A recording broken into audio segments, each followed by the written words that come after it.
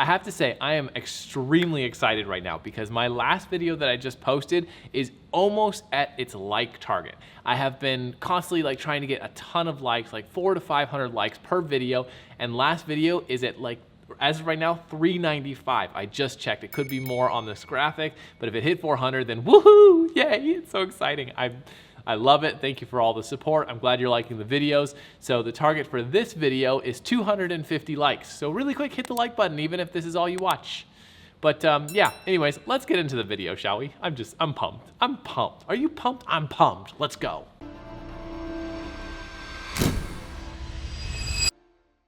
My name is Will, welcome back to the channel. It's always good to see you. Today we are comparing Aperty with Lightroom. Now, if you're not familiar with Aperty, it's basically Skylum or Luminar Neo's new retouching AI software that they just came out with. And it's still in its development stages, but it is available for purchase and use. And overall, I'm enjoying it quite a lot. But I wanted to see how it stacked up Lightroom versus Aperty, because one of my goals is to kind of transition into using Aperty if it replaces what I need from Lightroom. So this is kind of the first of many tests and going through it, and I wanted to bring you along with me. Now, really quick, before I start this full introduction of this video, I am not sponsored by Luminar or Skylum or anything like that. With that being said, I am an affiliate, so if you decide to get Aperty, I will link it in the description because I do have affiliate links, but they are not paying me to make this video.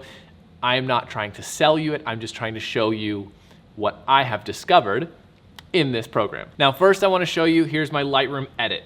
This is the complete edit. Here's the raw. Whoa, that's weird. What the? That's not right. That's not right at all. Okay, let me just redo this. Let me reboot this. Lightroom already messing up. That's a classy start. Okay, we've rebooted Lightroom. Here we go, let's try this again. So here's the before, here's the after. So raw, edit. Now, one thing that makes Lightroom so freaking good right now is the generative remove. The ability to do that in Lightroom is amazing. For example, if you look at all the flyaways around the hair, I completely removed them all with the generative remove. The other thing is I do a lot of masks. As you can see, there's a ton of masks here that I use for local adjustments. Now, before I did this video, I took the edits that I did in Lightroom and I applied them exactly as best I could to the same photo from RAW in Aperty. Now, obviously there was a few things missing like the masks and stuff like that, but here are the exact results. Yeah, okay, so needless to say, you can see there is quite a big difference.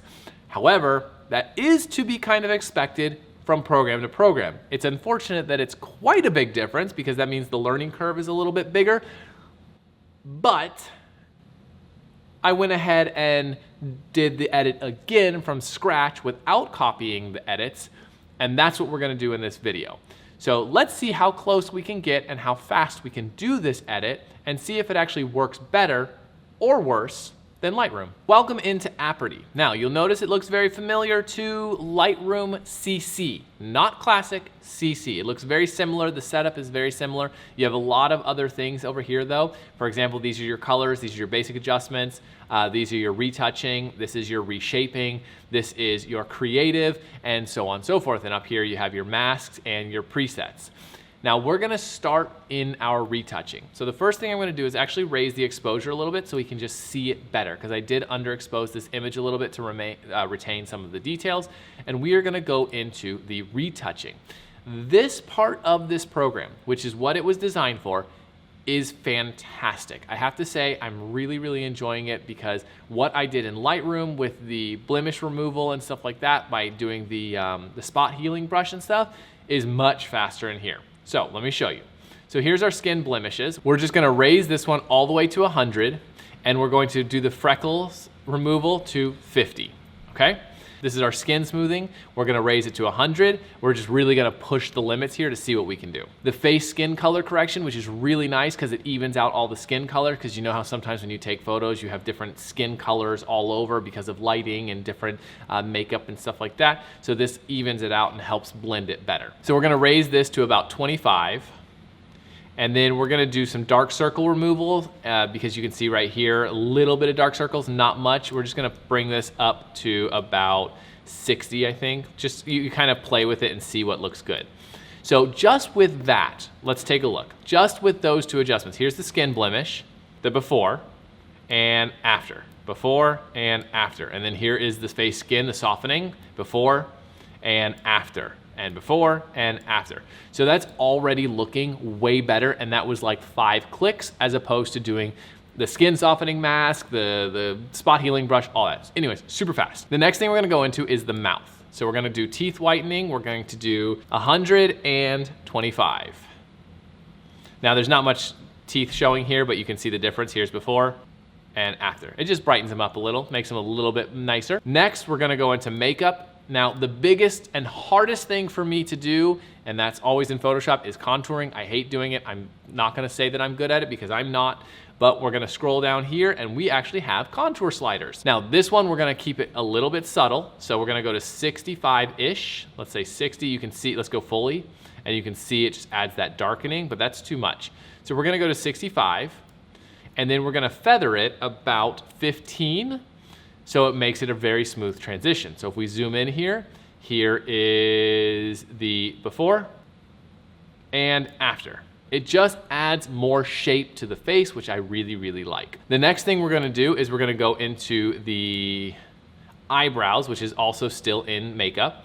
We're going to go to eyebrow enhancement. We're just gonna bring this to about 10. Then we're gonna go to lips, and we're going to up the saturation a little to bring in some more color. We're gonna do the tone. We're gonna go to about 35 or so, make it a little bit redder. And darkening, we're gonna do about 20 just to bring it a little, make it a little bit deeper of a red. So that makes the lips stand out a little bit more. So far, retouching, sold. Love it, it's great. Much faster. Really fast, before we carry on, remember the goal, 250 likes. If you haven't hit the like button, please hit the like button. Also, if you are interested in Aperty, don't forget to check out the description. I'll put a link in the description for you. Let's carry on. Next, we're gonna go into shaping. So we're gonna click this, and this allows us to shape pretty much any part of the body, face, nose, mouth, whatever you wanna do. Now, I don't wanna do too much of this because I still want the person to be the person. But let's say they're in an awkward position or an awkward pose and it just made them look a little bit strange or not normal. This is where you could shape that and make it look a little bit more normal. And if you really wanted to contour the crap out of their body and change everything, this is where you would do it. So all we're gonna do is we're gonna go to body and we're gonna go put the shape up to about 8.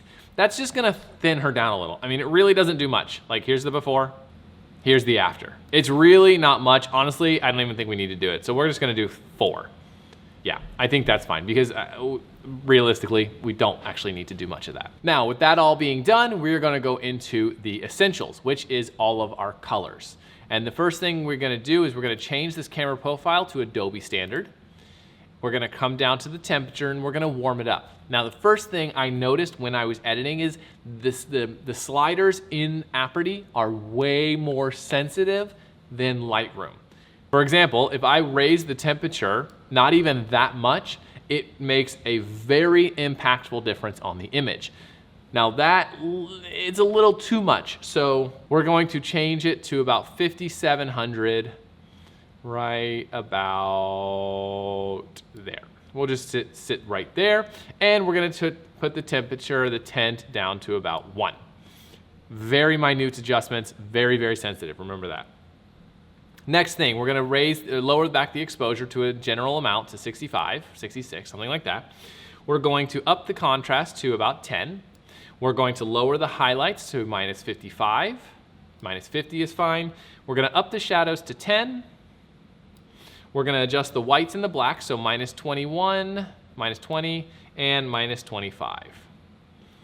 Perfect, so now here's the before, here's the after. So far, so good. We're starting to bring the image alive. The next thing we're gonna do is go into the curves adjustment. So let's close this, go to curves, and we're gonna do my signature where I just don't have true blacks. I have I love this faded look. I don't know why. It's one of my favorites, so I do it on all the images, but you notice that it just gives that faded look right away. So before, after, it just pulls the blacks out of the image, even though it keeps good contrast. I think it just looks beautiful. It's just personal preference. Okay, now we're gonna go to color, and we're gonna raise the saturation and bring some more color back into the image. And let's go into the hue, saturation, and luminance. Now for this, we're going for a warm faded image, I guess you could say. Warm and faded, warm and soft, I guess is kind of the feel of it. I love this look. You'll see on my Instagram, all kinds of photos this way. It's just my kind of, I love it. It's beautiful. So for this, we're going to lower the yellows. We're gonna take them more towards orange. So we're gonna go to about -50. The greens, we're gonna bring them more towards yellow. So we're gonna go to -25, and notice how that's really making it look really nice. Let's go to saturation. In saturation, all we're gonna do is lower the yellows to about -20. I like round numbers, or 0 to 5s. I love those kind of numbers. Good, so that's what we're gonna do. And then luminance, we're gonna leave it as is. We don't need to do much with the luminance. The next thing we're going to do is we're going to close this, go to sharpen. We're gonna add 40 points of sharpening. And then we're gonna go, close that, go into noise reduction. We're going to add 60 points of noise reduction and 25 points of color reduction. Now, the noise reduction in this program is seriously ridiculous. The next thing we're gonna do is go into the creative panel, which is where we can get some portrait bokeh, which even though this is shot on an f2, this, I wanna add a little bit more. So we're gonna go into the portrait bokeh, and we're going to do 10, not much. We don't need a lot. And then one thing I noticed when I was playing around with this is look at the before and after here. Here's the before, here's the after. Is there anything you noticed? Okay, I want you to look at her right shoulder right here. Or I guess it would be her left shoulder. But this area right here, you see this dark line? Look at this. Before, after. Now this added this. This is no good. We can't have that. So in order to fix that, go to your depth control, raise it to about 35 or so. You'll notice that it smooths out. Then we'll go to edges, and edges is at 20, so that's fine. Now you can raise this a little bit, make it a little bit sharper, but notice how now that dark spot is completely gone. So here's the before, here's the after. You can't even tell a difference, so that is really, really important to play around with those sliders to even it out in case you see things like that. Now the next thing we're gonna do is we're gonna add some grain, because this just feels like a grainy image. Now I'm not gonna add much because like I said, very sensitive sliders. So we're just gonna do 0.5. We're gonna lower the size to 11 just to make it small grain. And then we're gonna go to vignette, close this, and we're gonna place the vignette center right here. And you'll notice when we put on the vignette, you can actually move it. So place the vignette center, we can do it here. We could do it here. We can do it pretty much wherever we want, but we want it to be kind of where she is and bring attention to her. But we don't want that big a vignette, obviously. That looks terrible. So for the vignette, we're actually only gonna do about a -30. And the size, we're gonna do about 30, 40? Let's do 40. And that looks really nice. We just wanna pull the attention to her face and bring it off the edges of the image. And finally, we're gonna do masks. So click here on the mask button, go to mask persons. This creates a mask on your subject. And then we're just going to raise the vibrance up to 30. So we're gonna go to our essentials, we're gonna go to our color, we're gonna raise our vibrance up to about 30. That'll give her some more color. And then we're going to mask the background. And all we're gonna do is raise the background, the exposure just a little bit, just to make it blend a little bit more, about there. And then we go back into the full image. We go into our develop panel and we'll just raise the image exposure just a smidge. Let's go to 80, 79, perfect. And there we have it. Here's our before, here's our after.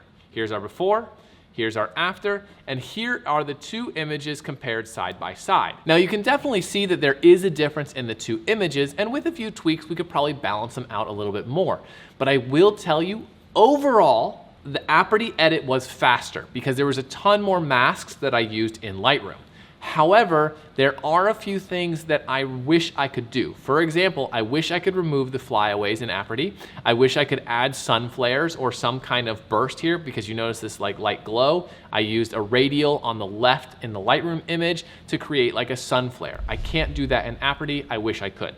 So there are a few things which is missing in Aperty. But regardless of that, I'm curious what you think. Have you tried Aperty? What do you think of the program? What do you want to see? If you are interested in getting it, I will link it in the description below. I'm not sure what the pricing is right now, but I do know that they have a lifetime license, which is actually really great because it's not a monthly thing, so that's kind of nice. Other than that, go ahead and hit the like button, subscribe if you haven't already.